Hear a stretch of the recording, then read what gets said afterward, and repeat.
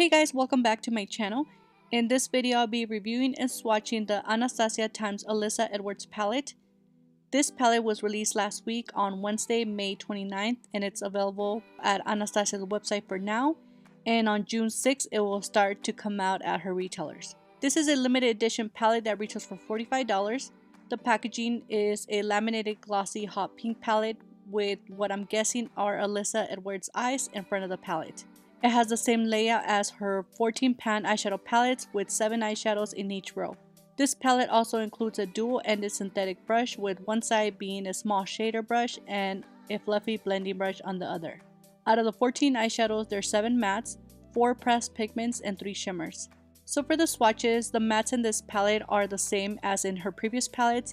They're very pigmented and have a lot of kick up and fallout.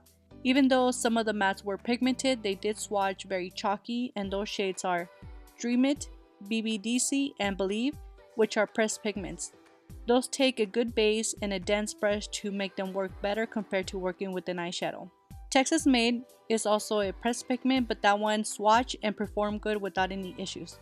Please keep in mind I do my swatches over bare skin and without any primer or a base. For the 3 shimmers in the palette, these were very creamy and pigmented. I didn't have any issues with any of them. So overall, if you're a fan of Alyssa Edwards or know how to use pressed pigments, I recommend buying this palette. I personally like the color story, but I did have some issues making the pressed pigments work for me. I don't have much experience with pressed pigments, so maybe that was the case. In my opinion, this is not a beginner-friendly palette. So I hope this video was helpful. Let me know what you guys think about this palette. Please don't forget to give me a like and subscribe, and I'll see you guys very soon on my next video. Thank you so much for watching.